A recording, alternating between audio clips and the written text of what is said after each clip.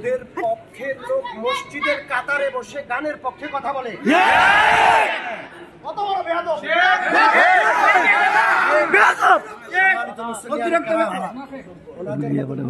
যারা মসজিদের কাতারে বসে কত বড় কথা বলছে তাদের হয়তো কি নাই, আমরা তাদের জন্য হেদায়েতের দোয়া করি।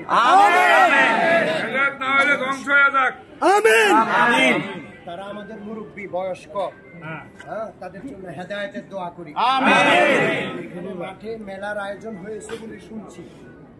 মেলা কিছু বেচা কেনা অসুবিধা নেই, বিশাল গানের আয়োজন চলবে, ঢোল তবলা, এখানে ঈদের নামাজ হয়, আমরা এটা সহ্য করব না ইনশাআল্লাহ।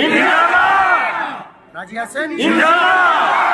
এখন কথা বলার সময়, সবার বাক স্বাধীনতা আছে না নাই? আমরা হাজার মুসল্লি নারায়ে তাকবীরের আওয়াজ দিলে এই গানের মঞ্চ উল্টে পাল্টে শেষ হয়ে যাবে। আমরা হুঁশিয়ার করে দিচ্ছি, এখন থেকে আর কোনো আওয়াজ চলবে না। যদি আওয়াজ হয় তাহলে কালকে আমরা ওখানে যাবো ইনশাআল্লাহ। রাজি আছি ইনশাআল্লাহ? লাড়ি চাষ চলবে, শুধু লাড়ি চাষ। এখন আমরা একটু সংকেত দিয়ে দিই।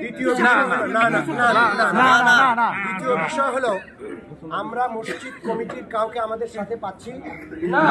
কেন ভাই? শুধু কি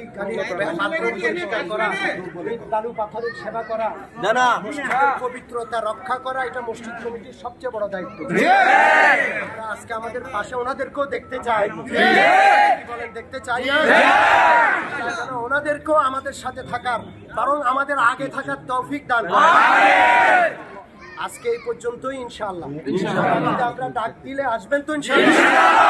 শুধু এই গান নয়, এই নাচ নয়, এই সেক্টরের ভিতরে মসজিদের আশেপাশে কোথাও অনুষ্ঠান হলে আমরা সবাই দৌড়ায় যাবো ইনশাআল্লাহ।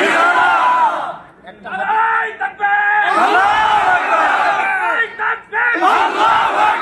ইসলামের শত্রুরা হুঁশিয়ার সাবধান, ইসলামের শত্রুরা হুঁশিয়ার সাবধান, চলবে না, চলবে না। প্রথম কথা বলতে চাই, আমরা এখানে যারা করতেছে তাদেরকে ইসলামের শত্রু মনে করি না। যদি একটা স্লোগান দিছে, ওনারা ইসলামেরই মানুষ, মুসলমানই, বুঝে না হয়তো, আল্লাহ ওনাদেরকে বুঝদান করো।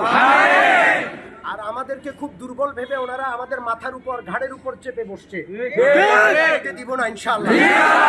যদি কেউ গান শুনতে চায়, ইয়ারফোন লাগাইয়া সে নিজে শুনক, জাহান্নামে যাক। গোটা সেক্টরের মধ্যে আযাব আর গজবের পরিবেশ করার সুযোগ কাউকে দেওয়া হবে না ইনশাআল্লাহ। আল্লাহ আমাদের সকলকে কবুল করেন। আমরা যে আল্লাহর নারায়ে তাকবীরের স্লোগান বলন্দ করেছি, আমরা যে একটা অন্যায় কাজের বিপক্ষে মাঠে নেমেছি, আল্লাহ আমাদের এটাকে নাজাতের উসিলা হিসেবে কবুল করুন। আমিন ওয়া আখিরু দাওয়ানা।